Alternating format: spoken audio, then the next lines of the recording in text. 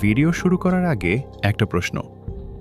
আপনি কি কখনো ভেবেছেন আপনার বাসার পুরাতন অ্যালুমিনিয়ামের হাঁড়ি পাতিল, যেগুলো আপনি অকারণে বিক্রি করে দেন বা ফেলে দেন, সেগুলোই আবার নতুন করে চকচকে পাতিলে পরিণত হয়? অবিশ্বাস্য মনে হলেও এটাই বাস্তব। আজকের ভিডিওতে আপনি দেখবেন কিভাবে ফেলে দেওয়া অ্যালুমিনিয়াম স্ক্র্যাপ থেকে তৈরি হয় নতুন রান্নার হাঁড়ি পাতিল। পুরো প্রক্রিয়াটা এতটাই দারুণ যে শেষ পর্যন্ত না দেখলে মিস করবেন বড় কিছু। আপনারা দেখছেন বৈশ্বিক বাংলা, যেখানে আমরা আপনাদের জন্য নিয়ে আসি বিশ্বের অবাক করা ফ্যাক্টরি, প্রযুক্তি আর বাস্তব গল্প।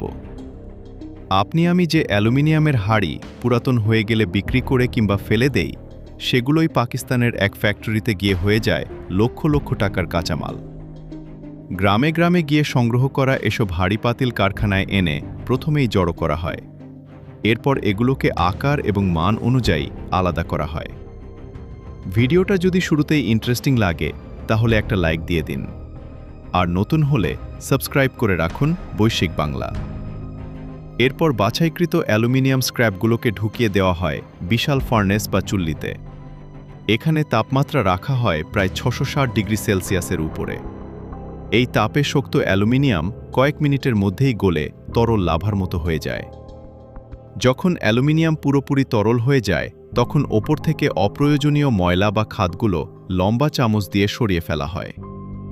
এই দৃশ্য দেখতে অনেকটা আগ্নেয়গিরির লাভার মতো। আপনি কি আগে জানতেন অ্যালুমিনিয়াম এত কম সময়ে গলে যায়? কমেন্টে জানান। এরপর এই গলিত অ্যালুমিনিয়াম ঢালার জন্য আগে থেকেই তৈরি করা হয় বিশেষ ছাঁচ। চুলা থেকে বিশেষ চামচ দিয়ে সেই উত্তপ্ত অ্যালুমিনিয়াম তুলে ছাঁচে ঢেলে দেওয়া হয়। এই কাজটা খুবই ঝুঁকিপূর্ণ। একটু ভুল হলেই বড় দুর্ঘটনা ঘটতে পারে। ছাঁচের নিচে ঠান্ডা পানি রাখা হয় যাতে দ্রুত অ্যালুমিনিয়াম জমে যায়। ভিডিওটা যদি এখন পর্যন্ত ভালো লাগে তাহলে শেয়ার করে দিন আপনার বন্ধুদের সাথে। কয়েক মিনিট পর এই তরল অ্যালুমিনিয়াম শক্ত হয়ে গোল চাকতির আকার ধারণ করে। এই গরম চাকতিগুলোকে ঠান্ডা করার জন্য আলাদা জায়গায় রাখা হয়। ঠান্ডা হওয়ার পর এগুলো আবার কনভেয়ার বেল্টে করে পাঠানো হয় অন্য প্রসেসে। এবার শুরু হয় চাকতিগুলোকে পাতলা করার কাজ। মেশিনের মধ্যে ঢুকিয়ে চাপ দিয়ে ধীরে ধীরে এগুলোকে পাতলা করা হয়। দেখতে অনেকটা আখ থেকে রস বের করার মতো। এরপর এগুলোকে আরও একটি মেশিনে পাঠানো হয়, যেখানে আরও বেশি চাপ দিয়ে একেবারে পাতলা করা হয়।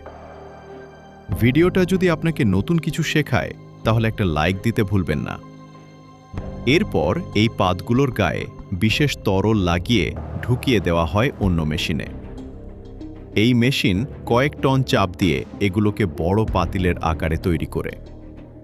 এই পাতিলগুলোই আমরা বিয়ে বাড়ি বা বড় অনুষ্ঠানে রান্নার কাজে ব্যবহার করতে দেখি। এরপর এই পাতিলগুলোকে ভালোভাবে ঘষে মসৃণ করা হয়। তারপর নিয়ে যাওয়া হয় আরেকটি মেশিনে, যেখানে হাতলের অতিরিক্ত অংশ ছেঁটে ফেলা হয়। এরপর আসে হাতল লাগানোর ধাপ। পাতিলের দুই পাশে ফুটো করে সেখানে স্ক্রু দিয়ে শক্তভাবে হাতল লাগানো হয়। আপনি কি কখনো ভেবেছেন একটা পাতিল বানাতে এত ধাপ লাগে? কমেন্টে জানাতে ভুলবেন না। এরপর স্বয়ংক্রিয় লিফট দিয়ে পাতিলগুলোকে নিয়ে যাওয়া হয় উপরের দিকে। সেখানে এগুলোকে একটি বিশেষ উত্তপ্ত লিকুইডে ডুবানো হয়। এতে পাতিল আরও মজবুত হয় এবং দীর্ঘদিন টিকে থাকে। এরপর এগুলো ভালোভাবে পরিষ্কার করা হয়। এখন এই পাতিলগুলো পুরোপুরি ব্যবহারের জন্য প্রস্তুত। ভিডিওটা যদি শেষ পর্যন্ত দেখে থাকেন তাহলে অবশ্যই সাবস্ক্রাইব করে রাখুন বৈশ্বিক বাংলা।